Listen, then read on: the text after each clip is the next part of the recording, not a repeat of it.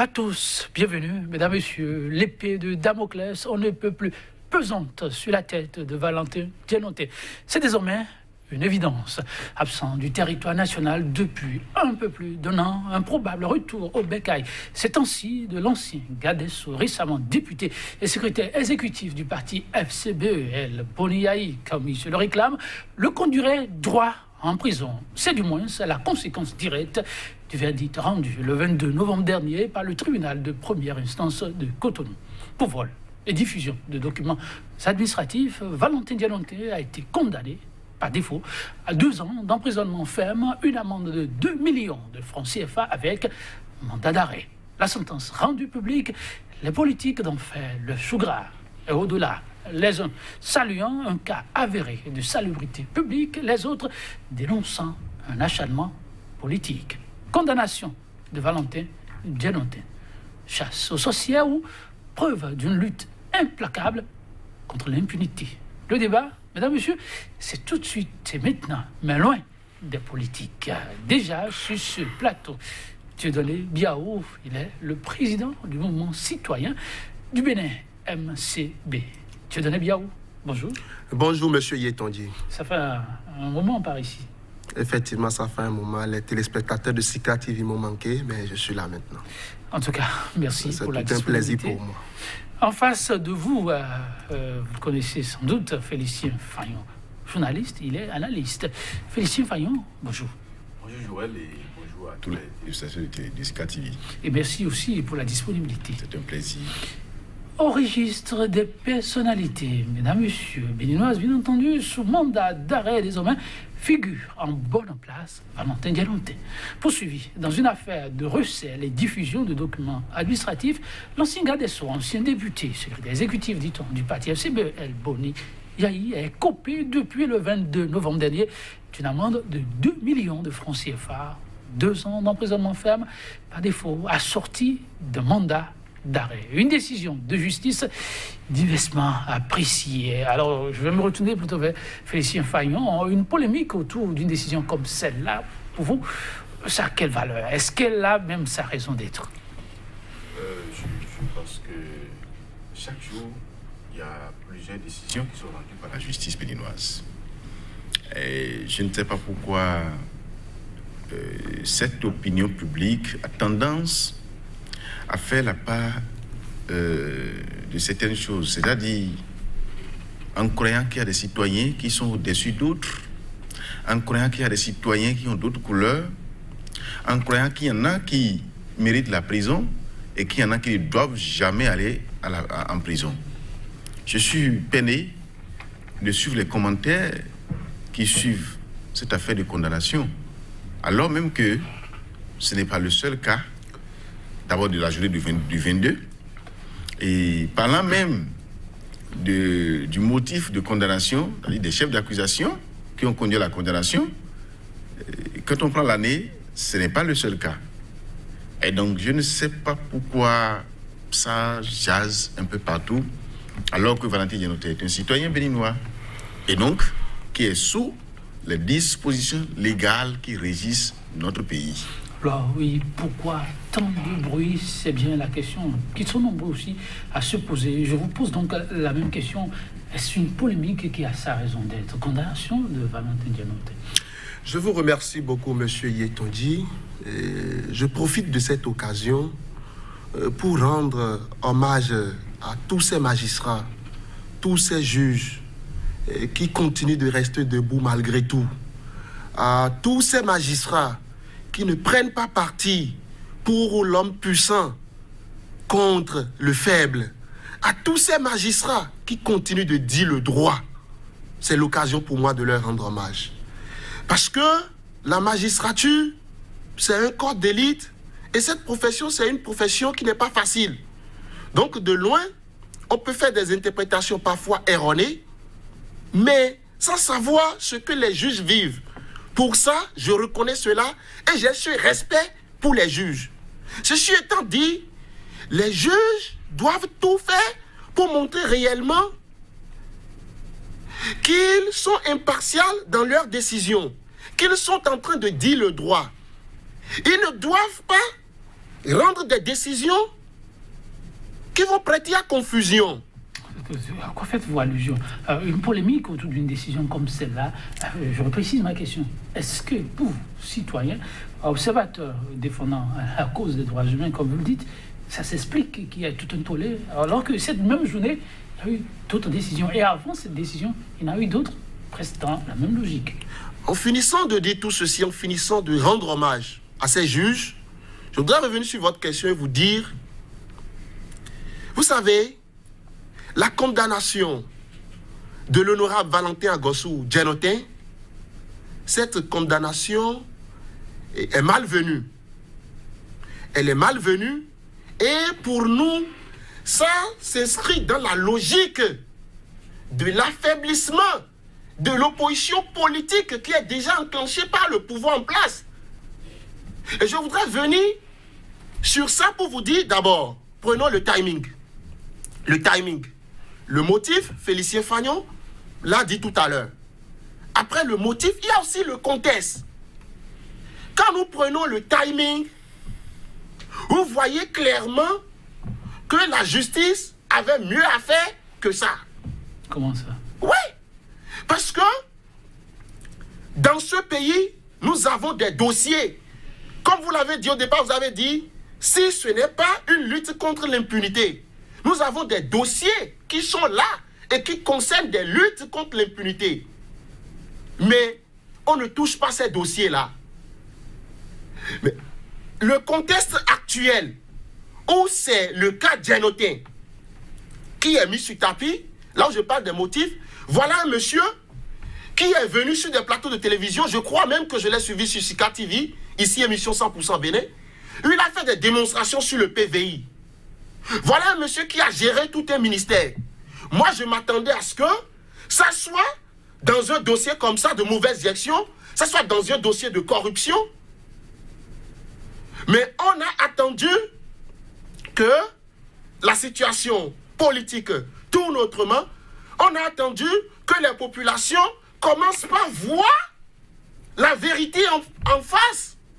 Parce que le retour de Boni Yayi au pays avec la délégation de la CEDEAO, vous avez vu ce que ça a donné dans l'opinion, et c'est au lendemain de cela que cette décision-là est tombée.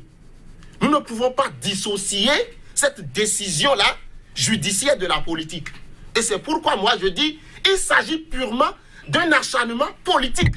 Et le contexte ne s'y prête pas. Parce que, en ce qui concerne le contexte, parce qu'il faut que je parle du contexte. Tout récemment, ils ont libéré des prisonniers politiques. Alors que dans ce pays, ils n'ont jamais reconnu qu'il y avait de prisonniers politiques dans notre pays. Mais ils en ont libéré. Au détour d'une loi d'amnistie. Et quand on veut apaiser la tension, et après avoir libéré les prisonniers politiques, on sort une décision comme ça, ça dit on est en train de mettre de l'huile sur le feu. On est en train de ruser avec le peuple. Il faut qu'on arrête avec ça. On revient sur le contexte. Vous avez dit tellement de choses. Je prends le second aspect, ce que vous appelez le timing. Est-ce que vraiment, quand vous prenez du recul à l'analyste que vous êtes, le timing peut prêter vraiment à confusion, d'après vous? Mais je voudrais commencer par dire à mon frère Dieudonné Biao que, parce que tout à l'heure dans ses propos, il disait que on a tendance à affaiblir l'opposition. Je voudrais lui faire comprendre qu'aucun pouvoir ne peut donner de la force, mais du pouvoir à l'opposition. Donc, quand on parle d'opposition et de mouvance, il s'agit de la politique. Et donc, tant que la mouvance a la possibilité d'affaiblir l'opposition ou de la faire disparaître complètement, elle le fera. Donc, ça, ce n'est même pas, à démontrer. Non, je ne fais pas allusion à ce dossier, mais je l'ai juste pris au mot pour lui dire que aucun pouvoir ne peut poser date pour renforcer l'opposition. Ce n'est pas possible. Vous ne pouvez pas donner de pouvoir à votre adversaire pour venir vous abattre. Pas, si vous pouvez même la battre et l'achever complètement, vous le faites. C'est cela le jeu politique. Quand on comprend le cas d'espèce, est-ce qu'il peut y avoir ce relent aussi politique dans la question? Non, dans le cas d'espèce, moi je n'y vois pas de la politique. Je le dis parce qu'il y a une loi sur le numérique. Il y a une loi sur la manipulation des documents administratifs, les documents confidentiels. Lorsque vous avez été aux affaires et que vous avez vu des choses et que vous avez des documents à votre portée, il y a quand même des dispositions qui vous contraignent à ce qu'on appelle l'obligation de réserve. Mais si vous n'exhibez pas ces documents-là en des lieux, en des endroits ou en des circonstances qu'il faut, et que vous avez choisi la place publique, c'est-à-dire des circonstances qui ne s'y prêtent pas pour sortir ces documents, malheureusement, vous allez vous faire frapper par la loi. C'est de ça qu'il s'agit. Et je l'ai dit tout à l'heure, Valentin Djenoté, que je connais très bien, que je respecte très bien, il n'est pas différent des autres citoyens béninois. C'est un monsieur très humble. Si vous lui posez la question, il va vous dire qu'il n'est pas au-dessus des Béninois. Il est humble parce qu'il connaît Dieu, il a la crainte de Dieu, je le sais. Et donc, que les gens ici ne fassent pas des commentaires désobligeants qui vont le mettre en difficulté. Je sais que Djenoté... Non, Djenoté lui-même, parce qu'il ne faut pas qu'on aille contre lui-même ses principes. Djenoté ne s'est jamais montré comme quelqu'un qui est au-dessus des autres, qui est différent des autres citoyens. Il sait que nous sommes nés poussière et qu'on partira poussière. Il sait de quoi il s'agit. Et donc, s'il y a plusieurs prisonniers qui sont aujourd'hui là en prison, s'il y a des gens qui sont condamnés tous les jours et que M. Djenoté, malheureusement, aujourd'hui se retrouve être parmi ceux qui sont condamnés au Bénin, je ne crois pas que cela doit donner lieu à une polémique ou bien qu'on fasse des liaisons politiques. Il a parlé du timing tout à l'heure pour dire que le moment ne s'y prête pas. Mais à quel moment faut-il condamner quelqu'un qui est en erreur? À quel moment doit-on le faire? Et quand il le dit, il remet en cause lui-même l'hommage qu'il a rendu au magistrat en début de cette intervention. Parce qu'il est en train de ternir l'image, il est en train de remettre en doute la décision rendue par des magistrats, par la justice. Tout comme si la justice ne fait pas bien son travail. Est-ce à dire que cette opposition que nous voyons aujourd'hui là, que les gens animent là, ne reconnaît que la valeur de la justice que lorsqu'une décision est rendue en leur faveur? C'est ce que je comprends. Alors, mais est-ce qu'il dit que justement, on va lui poser cette question-là. Doivent l'être en faveur de l'opposition, seule et à tout moment? Moi, je ne sais pas. C'est des questions importantes. Il va me répondre, mais avant, je reviens sur sa question ou sa préoccupation de timing. Il a parlé de Boliaï, qui était à couteau dans le vin. La décision est tombée le 22, c'est vrai. Mais c'est vrai aussi que l'opposition de la diaspora a organisé sa manifestation, ce qui a été appelé assise, le 23. La décision est tombée bien avant. Djenoté, qui faisait partie des membres du comité d'organisation, devant jouer un rôle important. Pour l'analyste, je dis bien l'analyste, est-ce que le politique peut vouloir agir un peu sur ces données, à fragiliser le moral de la troupe? Vous savez, j'ai comme impression que les gens ont oublié les raisons pour lesquelles Djenoté a quitté le pays. Djenoté, c'est vrai, il était en voyage, et puis bon, après, on ne le voit plus, il ne revient plus, il dit que sa sécurité est menacée. Bon, alors que on n'a pas encore vu quelqu'un qui a eu des problèmes parce qu'il est de la mouvance mais de l'opposition. On n'a pas encore vu. Il n'y a eu aucun mandat d'arrêt contre lui quand il est parti. Depuis plus d'un an, il est parti. Il n'y avait pas un mandat décerné contre lui. Il n'était pas recherché par la justice ni par la police. Ça, c'est vrai. Mais d'accord. Mais lui-même, il a choisi. Lui-même, il avait. Sa convocation, Félicien, est intervenue pendant qu'il était en voyage. Mais quand on vous convoque, ça ne veut pas dire qu'on vous condamne. Quand on vous convoque, ce n'est pas pour vous mettre en prison. Mais Djenoté a quitté le pays de son propre chef, estimant que lui, sa sécurité est menacée. Et il est parti. Il est là-bas, il exerce bien sa sécurité. Il est en mouvement, il n'a pas de problème là-bas, là où il est. Mais aujourd'hui que la décision est sortie, je ne sais pas pourquoi on est en train de faire des liaisons pour remettre en doute une décision de justice. Merci beaucoup, Félicien. Oui, Dieudonné Biaou, il y a une évidence aussi qui crève les yeux, vous allez réaliser. Je vous pose la question précise. Je disais tout à l'heure que vous avez évoqué plusieurs aspects. Votre vis-à-vis a souligné un aspect important. C'est quand même vrai qu'il y a une loi sur le numérique. Et c'est quand même vrai que cette loi a été adoptée. Et c'est quand même vrai que Valentin Djenoté reste un citoyen. C'est qui est adopté par un parlement. Un parlement au sein duquel il y avait Valentin Djenoté. C'est moi qui pose des questions. Voilà. Et que la loi s'impose à tout le monde. Et Valentin Djenoté, justement, faisait partie des députés de la 7e législature qui ont voté cette loi. Dieudonné Biaou. Merci, M. Yetondi. Je voudrais dire à M. Félicien Fagnon que ça n'arrive pas qu'aux autres. Il ne faudrait pas que sa position d'aujourd'hui l'amène à dire des choses qui vont le rattraper demain. Je le dis et j'insiste là-dessus. Parce que tout à l'heure, il a fait une démonstration qui laisse à croire que Djenoté n'a aucun problème avec le pouvoir en place. Djenoté, s'il est aujourd'hui en France, en tant qu'exilé politique, c'est parce que lui-même a décidé ainsi. Mais je dis c'est faux. C'est dans ce pays. Il y avait un mandat. C'est dans ce pays que le ministre a sorti un arrêté pour dire même de ne plus délivrer des actes administratifs à des gens qui ont des problèmes avec la justice. Et Djenoté est dedans. Djenoté a un problème de passeport.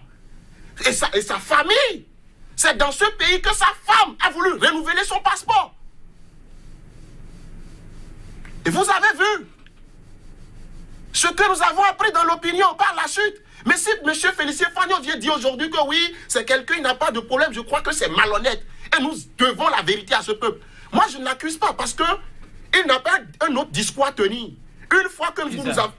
M. Félicien Fagnon, parce qu'il est dans une position où il doit protéger le pouvoir. Parce qu'il est, avec le pouvoir, non. C'est vrai, il est journaliste. Mais il est en train de servir le pouvoir quelque part.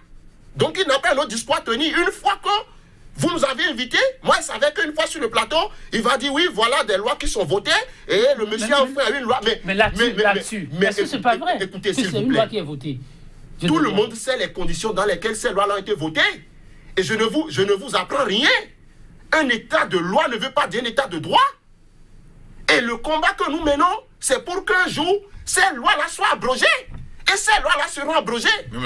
La loi sur le numérique aussi va être abrogée. Parce que quand il dit par exemple que un pouvoir n'a pas intérêt à protéger une opposition, je dis mais c'est une conception erronée de la démocratie. Parce que sans l'opposition, d'abord, le pouvoir ne peut pas exister. Sans l'opposition, on ne peut plus parler de la démocratie. Et quand on prend notre système, c'est un système de séparation des pouvoirs.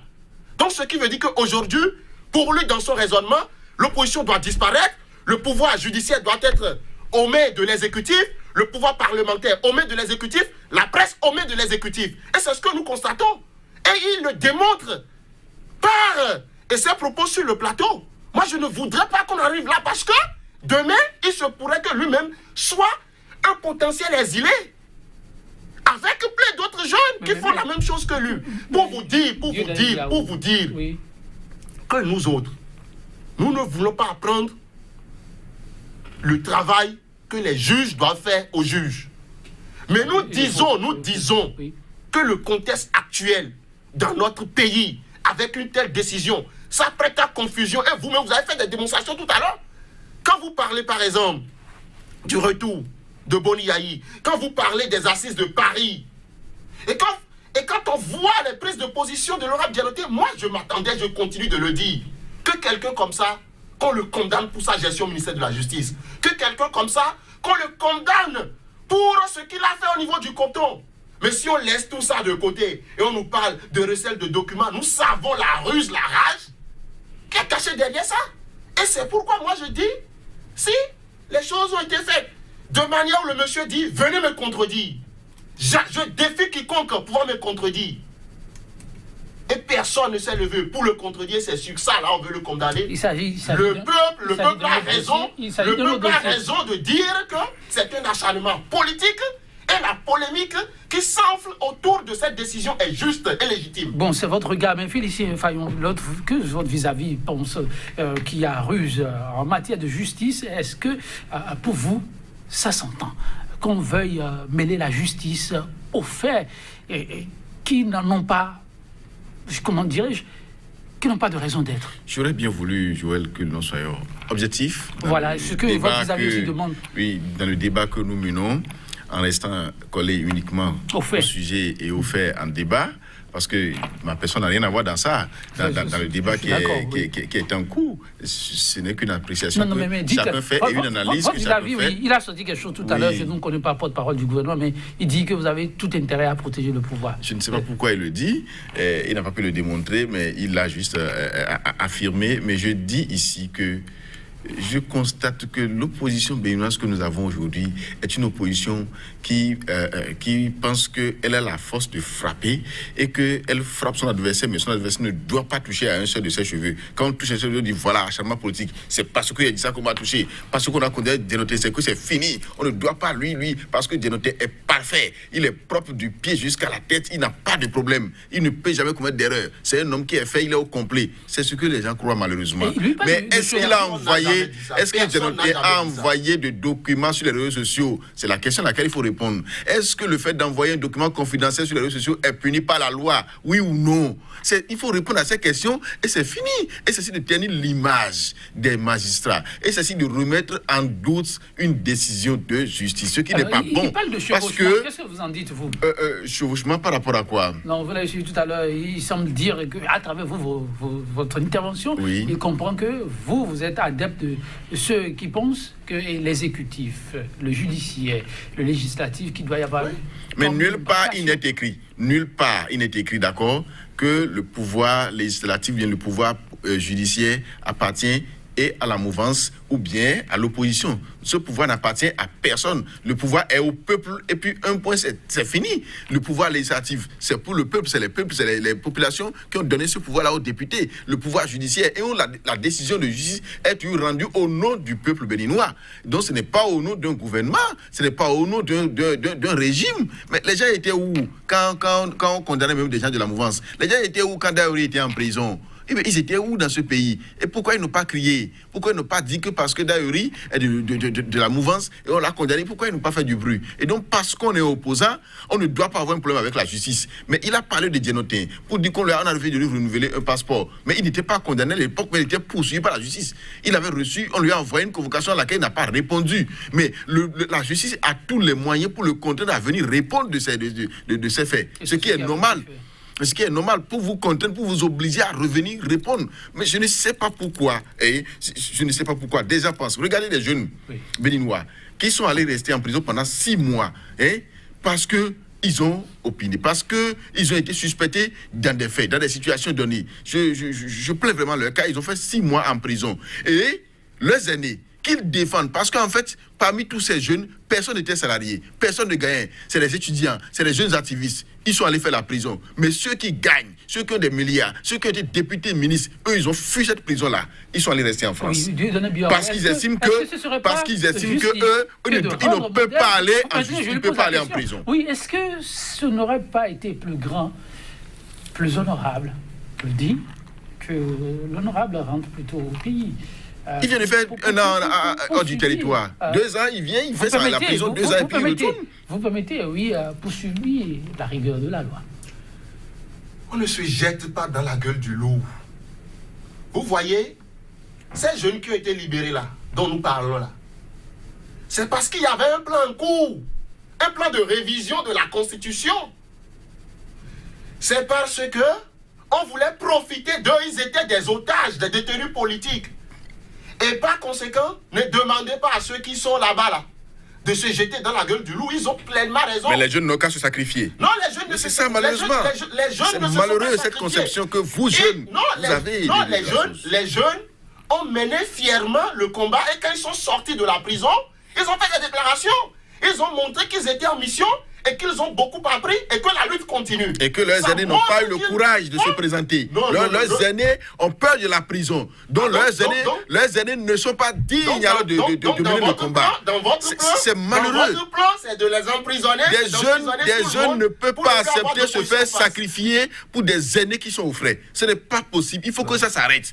Il faut que notre jeunesse puisse ouvrir les yeux pour refuser et demander à ceux qui se sont dit être exilés là, qu'ils reviennent, purger leur peine et continuer le combat ensemble. On ne peut pas mettre des jeunes comme étant des boucliers ici, des jeunes qu'on sacrifie et soi-même on est aux frais, on est en France et on ne pense pas aux familles de ces jeunes. Je pense que la jeunesse doit repenser son combat. S'il vous plaît, quand vous parlez ainsi, c'est à croire que la jeunesse se bat pour quelqu'un. Bien sûr, c'est ce que je remarque malheureusement. Malheureusement, c'est ce que je crois. Vous percevez mal le combat de la jeunesse. Quand la jeunesse se bat, elle se bat pour elle-même, elle se bat pour son avenir, elle se bat pour son emploi, elle se bat pour ses meilleures conditions de vie. Et la jeunesse ne se bat pas pour le président Boniaï. La jeunesse ne se bat pas pour le président Diavon. Ne me dites pas, par exemple, que ces jeunes qui réclamaient une élection législative inclusive et qui ont été emprisonnés se battaient pour quelqu'un. Ils étaient candidats? Oui. Ils étaient membres de quel parti? Oui, je connais des jeunes qui se battaient pour aller aux élections législatives. Justement, il n'était candidat nulle part. Il n'était membre d'aucun parti politique. Je vous ai laissé. Il n'avait pas de récépissé en Je vous ai laissé exprès pour que vous échangez. Mais là, je fais l'arbitrage. Bon, allez-y rapidement. Je vais lui redonner la parole après. Allez-y rapidement. Félicien, vous le suivez. Allez-y. Il faut que M. Félicien Fagnon sache que nous sommes dans une république aujourd'hui où certains jeunes ont décidé de lutter fièrement pour libérer la démocratie aujourd'hui qui est saccagée par le pouvoir actuel. Et que eux autres jeunes qui sont avec le pouvoir, ils sont en train d'encourager. Ils sont en train d'encourager le pouvoir à saccager cette démocratie-là. Et cette catégorie de jeunesse qui lutte est fière de sa lutte. Elle n'attend pas forcément quelque chose des aînés. Et c'est pour ça, parce que lui-même il a dit 6 mois de prison. Et pourtant les jeunes sont sortis, ils ont dit la lutte continue. Mais ça doit amener le pouvoir à réfléchir. Ça doit amener les jeunes qui sont autour du pouvoir, ceux-là qu'on appelle communément clébés aujourd'hui, à se dire mais qu'est-ce qui se passe? Ça devrait amener les aînés à descendre et à venir purger leur peine. Parce que eux autres, ils sont attachés seulement au ventre et ils ne veulent pas faire ça. Les jeunes qui font ça là, ils doivent applaudir ces jeunes-là. Ils doivent dire à ces jeunes-là, foncez pour que notre démocratie soit libérée. Parce que ce qui compte, c'est le Bénin. Puisque après Patrice Talon, il y aura un autre pouvoir. Puisque après Talon, le Bénin va exister, c'est le Bénin qui est éternel. Et c'est ce qu'ils ne savent pas. Nous ne voyons pas nos aînés en menant la lutte. Alors, chacun a son devoir, chacun a sa mission accomplie. Et c'est la mission de notre génération que nous sommes en train d'accomplir. En tout cas, Valentin Djenonté, comme vous l'avez dit, n'a pas manqué de réagir face à cette situation en substance. Il a fait un peu comme vous l'avez dit, Valentin Djenonté.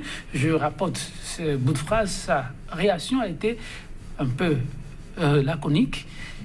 Chrétien fervent, il dit simplement: je m'en remets à Dieu et attends avec impatience la justice divine qui est très souvent aux antipodes de celle des hommes. Voilà qui est très humble, qui montre effectivement la qualité d'humilité de l'homme. Et moi je le connais, je sais qu'il est très humble. Et je sais que Valentin Djenonté, si cela ne tenait qu'à lui seul, et à lui seul, il va descendre pour aller se rendre à la justice, purger sa peine ou bien faire un appel au besoin. Continuer le combat judiciaire et finir ce dossier. Je sais que si cela ne tenait qu'à lui seul, il le ferait. Mais des gens le tiennent là-bas. Des gens l'obligent. Des gens l'obligent à oublier les principes de Dieu que lui-même il adore, de Dieu que lui-même il craint. Les gens l'obligent à oublier tout ça. Parce qu'il sait que même dans la Bible, il sait que même chez Dieu, il y a la prison. Il sait que même à l'église, quand vous faites mal, on vous punit et vous pouvez même faire 1 an en prison à l'église. D'accord? À l'église. Et après, on vous reprend. Et donc, il ne peut pas aujourd'hui refuser une sentence divine, enfin, une sentence de la justice. Et il sait que l'autorité vient de Dieu. Il sait que Dieu a demandé qu'on respecte l'ordre établi. Le pouvoir qui est là, il sait que c'est Dieu qui établit le pouvoir. On va demander rapidement la réaction de votre vis-à-vis. À partir de cet instant, oui. Valentin Djenonté, je sais que si les gens le lâchent, si cette jeunesse lui permet de bien voir ce qu'il doit voir, il va descendre et venir purger sa peine et continuer. Mais il a dit quelque chose qui est quand même important. Il dit, s'il arrivait que moi, on me condamnait, que je me retrouvais en prison, je viendrais remplacer Patrice Talon. Il l'a dit au moment où il était poursuivi. Oui. C'est le moment. Et nous sommes à quelques 18 mois de 2021. Et on l'a condamné à 2 ans. Ça coïncide exactement avec la fin du mandat de Patrice Talon. Il pourrait le remplacer s'il revenait. C'est quoi, c'est le moment? Ok, merci bien. Oui, Dieu donne bien. Je ne sais pas ce qui vous arrache le sourire. Voilà, Valentin Djenonté s'en remet à Dieu et laisse la justice divine triompher du reste. Pareil maintenant. Ça me fait sourire parce que je constate que mon contradicteur, d'abord, je ne sais pas de quelle Bible il parle. Ça fait 1. Et j'ai l'impression que dans cette ruse et cette rage-là, lui maîtrise bien, c'est-à-dire comment aborder les sujets et faire croire que c'est du sérieux, quoi. Mais c'est pas du sérieux. Vous ne croyez pas sérieux? C'est ça qui me faisait rire. C'est ça qui me faisait rire. Il n'est pas sérieux? Aucune Bible ne tolère l'injustice. Aucune Bible ne tolère l'injustice. Et aucun Dieu n'a demandé à ses enfants d'aller se jeter dans la gueule du loup. Ce qu'ils attendent de l'honorable Djenonté là, ils ne verront pas ça.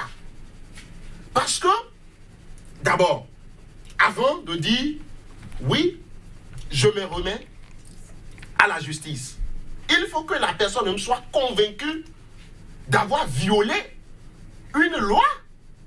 Ah, il n'est pas convaincu d'avoir violé. Non, il n'est pas convaincu. Mais qu'il vienne se défendre. Il n'est pas convaincu. Qu'il vienne se défendre. Il sait. Valentin Djenonté sait plus que vous qu'il est écrit que lorsqu'on vous gifle, donnez la seconde jour.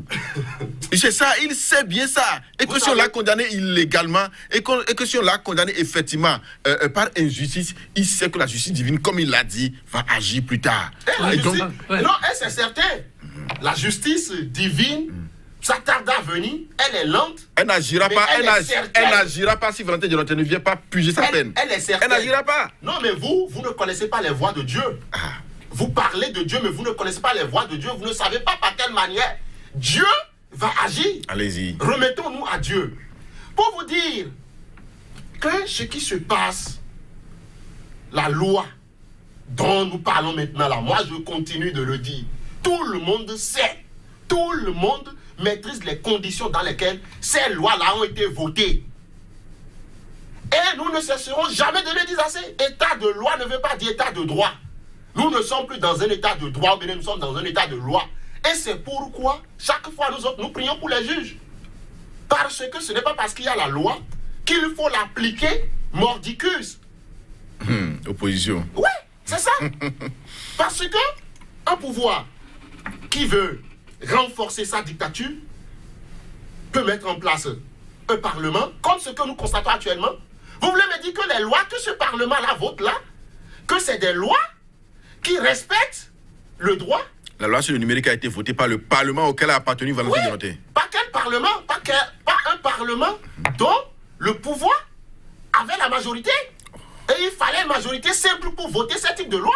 Il faudrait qu'on dise la vérité aux citoyens. Parce que quand j'ai une majorité, quand on prend par le nouveau code pénal, ça a été voté notamment avec 14 députés de la mouvance. Et de quoi on veut nous parler?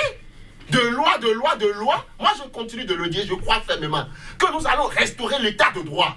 Quel que soit ce que ça va nous coûter. Il n'y a pas de droit sans loi. Hein? Il n'y a pas de droit sans loi. Mais toute loi n'est pas juste. Il y a des lois injustes. Et ces lois-là, nous continuons de le dire. C'est des lois injustes. Et en tant que citoyens, nous disons, il faut un jour abroger ces lois-là. En tout cas, ceci dit, oui, ceci dit, allez-y. Valentin Djanoté n'est pas étonné de la décision qui est rendue là. Et s'il est aujourd'hui à Paris, c'est parce qu'il avait des informations sur ce que le pouvoir ne veut pas, c'est-à-dire le laisser libre dans le pays. Et sur votre plateau ici, il a maintes fois parlé de ça. En tout cas, ce qui est un fait aujourd'hui, c'est que Valentin Djanoté est activement recherché pour faire coup. Oui, Félicien Fayon, mandat d'arrêt, c'est l'énième, on peut dire. Il y a eu d'autres mandats. Pour vous, quelles sont les chances pour cette procédure de prospérer? Moi, je crois que Valentin Djanoté, il a encore de l'avenir devant. C'est vrai, il n'est pas jeune, mais il n'est pas aussi vieux. Il n'est pas de la dernière génération des politiciens, mais des hommes politiques du Bénin. Et donc, Valentin Djanoté a encore de l'avenir devant. Et quand on a de l'avenir, il y a des actes qu'il faut poser pour préserver cet avenir-là. Vous avez vu, par exemple, Blé Goudé, je ne lui souhaite pas ce cas. Vous avez vu, Blé Goudé, il a fait la prison, à peu près 10 ans, mais il est sorti aujourd'hui. Il s'est encore remis, il est libre, il n'a pas de problème. C'est un jeune. Je ne souhaite pas que Valentin Djanoté aille en prison, mais c'est dire que il serait quand même bien que Valentin Djanoté revienne au pays. D'abord, voir sa famille, rester avec sa famille. Il peut interjeter appel quand on rend une décision. Vous pouvez interjeter appel. D'accord? Et ça continue. Maintenant, même si vous ne pouvez pas interjeter appel, ou bien que même si vous interjetez appel et que vous ne gagnez pas, c'est 2 ans. Valentin Djanoté ne sera pas le seul député. Hein? Il y a aussi aujourd'hui Atao qui est en prison. Valentin Djanoté ne sera pas le seul député, seul ancien député à avoir été condamné par la justice. Et il ne sera pas le seul prisonnier quelque part à Missérété ou bien à la prison civile de Cotonou. 2 ans, ça passe très vite. Ça veut dire que d'ici... Donc si vous avez un conseil à lui donner... moi j'ai un conseil à lui donner, c'est qu'il n'a qu'à se rappeler des prescriptions divines, des enseignements bibliques qu'il reçoit et qu'il sait qu'on enseigne aux enfants de Dieu, à ceux qui ont la crainte de Dieu, et de revenir se soumettre donc à la loi de son pays, purger sa peine, et puis la vie continue. Et là, demain, il pourra dignement parler. Il pourra dire oui, on a menti sur mon compte, on m'a envoyé en prison, j'ai fait la prison 2 ans après. Il choisissait une autre option, de ne pas venir. Mais je serais vraiment malheureux parce que d'abord, c'est un frère en crise qui est en train de partir et qui va, on ne sait pas quand est-ce qu'il va revenir, parce que s'il ne revient pas puiser sa peine, c'est que la peine demeure. À tout moment, quand il reviendra, il n'y a rien à faire, le dossier va être relancé. Et donc, s'il ne revient pas, c'est que lui-même, il se remet en difficulté, il met la famille en difficulté, les enfants, la femme, tous ceux-là en difficulté, ses frères en crise, ses militants, il met tous ceux-là, ses amis en difficulté parce que ces gens-là auront de la peine à le voir ici au Bénin. C'est pour ça que moi, je dis, c'est 2 ans, c'est pas 10 ans, c'est pas 5 ans. C'est vrai, la prison n'est pas une bonne chose. Personne ne peut souhaiter la prison, même à son ennemi. Malheureusement, c'est arrivé, ça ne fait pas de l'ordre établi par la nature et donc par les hommes aussi sur terre. Oui, je donnais Biaou énième mandat contre un cadre béninois, pour ainsi dire. Comment voyez-vous la suite? D'abord, je voudrais dire à mon frère Félicien Fagnon que quand il parle de la crainte de Dieu, il faut que lui-même ait la crainte de Dieu. Celui qui a la crainte de Dieu n'encourage pas l'injustice. Celui qui a la crainte de Dieu n'encourage pas l'injustice. Ne jugez pas les autres car vous-même vous serez jugé. Je ne sais pas pourquoi vous dites que je fais de l'injustice. Laissez-le aller, on revient. Allez-y. Et est-ce que le mandat d'arrêt va prospérer? Moi, je dirais non. Tout comme le dossier Komi Kouché, vous avez vu ce que ça a donné? Ça a été un camouflet pour la justice béninoise. Et vous avez vu, dans le cas du président du patronat, devenu homme leader politique, Sébastien Germain Adjavon, vous avez vu ce que ça a donné. Aujourd'hui, il a le statut d'exilé politique. Ce que le Bénin n'a plus connu après la conférence nationale des forces vives de 90. Avec ça, vous pensez que la France, là, Dianoté en France et à Paris, et la démocratie là-bas, vous voyez un député qui a organisé un dîner en tant que président de l'Assemblée et les Français ont dit qu'il a utilisé les fonds de l'État. Mais sans que cela ne soit justifié, ils l'ont obligé à démissionner. Mais ici, dans ce pays-là, au Bénin, là, quand tu sors un sujet comme ça, c'est la prison directe. Un citoyen qui ose dire à un député qu'il a utilisé les fonds de l'État, c'est la prison directe. La France n'est pas comme nous. Et c'est pour ça que moi, je crois que ce mandat d'arrêt, c'est juste un ballon d'essai lancé pour, comment je vais dire, toujours nourrir la diversion. Parce que c'est ça aussi le pouvoir de la rupture. C'est la diversion. C'est la diversion pour pouvoir opérer loin de l'opinion. C'est ce qui se passe. Ça ne va pas prospérer. La démocratie française n'est pas comme notre démocratie. Et avant ça, il faut un procès d'extradition, si je ne me trompe pas. Je ne pense pas que l'Interpol là-bas va renvoyer Dianoté ici à cause de ce mandat-là. Parce que ça ne cadre pas avec les principes de la démocratie. Dans aucune démocratie, on ne peut même pas dire ça. Et les lois dont nous parlons aujourd'hui, documents, filtrés sur les réseaux sociaux et autres là, ils sont pleins de plaies. Aujourd'hui, cadre, là, le président de la Cour, Joseph Diogbenou, les gens qui ont lutté dans la société civile, à savoir les Gustave Assa et les Jean-Baptiste Elia du FONAC et autres là, si on doit emprisonner pour ça, tous ceux-là seraient en prison. Même le président Patrice Talon, à des moments donnés, il a bénéficié de ces papiers-là. En ce moment, il n'y avait pas. Oui, mais aujourd'hui, comme ils sont là, ils ont trouvé le mécanisme pour voter une loi, pour camoufler ça et envoyer les gens en prison, soi-disant qu'ils ont violé des lois. Mais je dis, ces lois-là seront abrogées un jour pour la restauration de l'état de droit. Mesdames, messieurs, en tout cas, le Bénin joue son va-tout pour une nouvelle ère qu'on espère utile pour tous. Alors, Félicien Fagnon, dans un contexte effectivement un peu de tension, le dialogue politique devrait aider à décrisper un peu. On sent encore toujours des velléités. Pour ça, est-ce que pour vous, on peut, pour une fois, regardant un peu son contexte, appeler à couper la poire en deux, pour parler du dossier Dianoté, qui amène malheureusement encore sur le terrain politique. Pour la paix, on peut faire des concessions pour vous? Mais je ne sais pas de quelle tension vous parlez, sinon que au Bénin, en ce moment, il n'y a pas de problème. Mon frère et ami Tudali Biawa, il est venu ici, je ne sais pas s'il a vu des gens, des attroupements, ou bien il y a le bagaille, il y a problème quelque part, ou bien s'il s'est senti menacé. Au Bénin, il y a la paix. Au Bénin, il n'y a pas de problème. Je l'ai dit, entre citoyens, tout se passe très bien. Dans les marchés, tout se passe très bien. Partout, il y a échange, tout va bien. Sur les voies, tout se passe très bien au Bénin. Au Bénin, il n'y a pas de problème. Mais au Bénin, je reconnais qu'il y a une querelle entre les acteurs politiques. Ça n'a rien à voir avec ceux qui sont à la base. Les citoyens n'ont pas de problème. Tout à l'heure, même si on finit l'émission, si M. Dianoté Biaou accepte, on irait s'asseoir, on va manger, on va boire ensemble. Au Bénin, il y a encore ça. Jusqu'à ce jour. C'est les acteurs politiques qui ont des problèmes entre eux. Et c'est eux qui n'arrivent pas à s'entendre. Et je crois que le pouvoir est en train de jouer sa partition. tout ce que le dialogue politique a recommandé a été fait aujourd'hui, en tout cas par le pouvoir.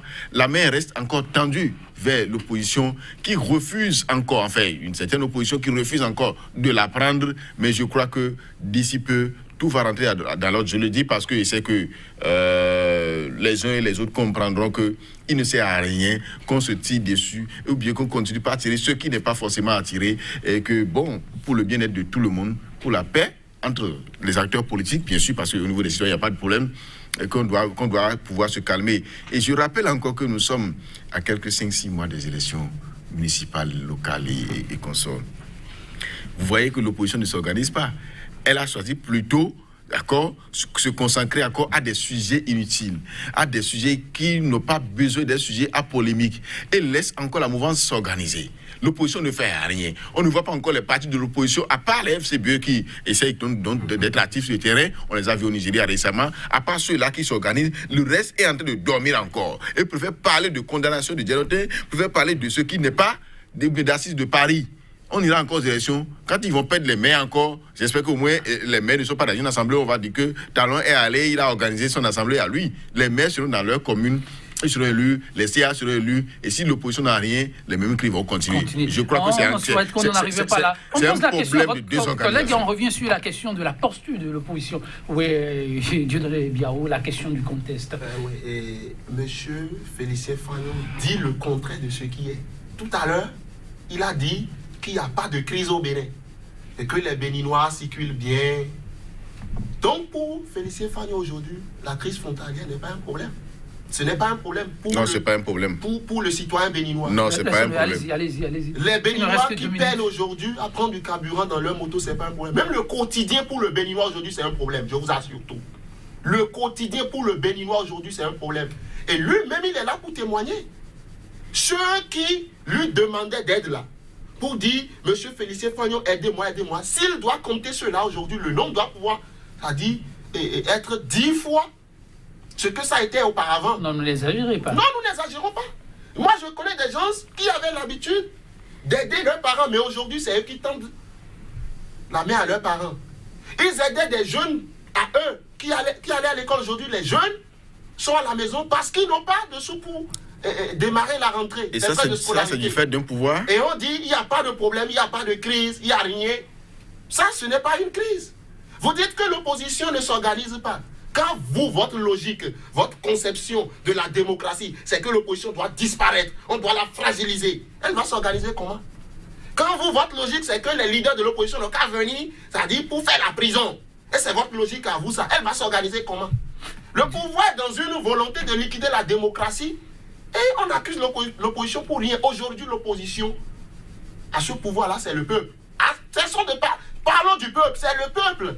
Et M. Patrice Talon, là où il est, en tant que président de la République, on ne l'informe pas de tout. Mais moi, je lui dis, ici aujourd'hui, que lui, il est assis sur la cime de l'arbre.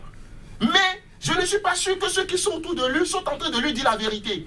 Aujourd'hui, c'est vrai, tout le monde ne va pas dire que c'est mauvais. Certains peuvent applaudir, mais je dis, la grande majorité, les 65% qui l'ont élu, sont déçus de lui. Parce que ceux qui sont autour de lui ne lui disent pas la vérité. Parce que des gens lui disent, oui, si tu emprisonnes les gens, c'est bon, oui, ton pouvoir va s'asseoir, on va régner pendant 10 ans, pendant 15 ans, pendant 20 ans, sans que lui ne sache qu'à la fin, c'est lui qui aura de compte à rendre à ce peuple. Il n'a qu'à regarder sa conscience, regarder son projet de société qu'il a amené au pouvoir. On reviendra sur ces questions, projet de société, gouvernance, Patrice Talon, quel bilan. Oui, ça va être un autre thème à débattre, mais pour l'instant du jour, le réalisateur m'apprend qu'il ne reste que le temps de vous demander de conclure. Alors on commence. Félicien Fagnon, votre conclusion. J'aurais bien voulu que M. Biao... Ne vous en faites pas, je vais vous inviter. M. Biao commence avant moi. Ah, ok. Mais puisque vous m'avez donné la parole, okay. Je voudrais prier notre frère Valentin Djelotin à bien vouloir se rappeler de Dieu, se rappeler de son Dieu et oublier les conseils des hommes, des êtres humains qui vont passer. Il est à l'écoute, il saura prendre ce qu'il faut de votre intervention rapidement. 30 secondes. Oui, je voudrais dire à ceux-là qui aujourd'hui sont autour du chef de l'État, de libérer le chef de l'État. Et le chef de l'État aussi doit prendre son destin en main parce que demain, c'est lui qui aura des comptes à rendre. Merci à vous, le temps est complètement libérer. parti. Merci à vous, Dieudonné Biaou. Merci à Félicien Fayon pour les apports. Merci à vous, chers réalisateurs. Toutes nos excuses. 100% bénin. Mesdames, messieurs, ce sera tout pour le numéro du jour. Cette citation de l'auteur, traductrice, Nati Labelle. Les épreuves de la vie, dit-elle, renferment des cadeaux. Si on n'apprend pas la leçon, alors elles resteront un fardeau. Bonne méditation chez vous et à très bientôt.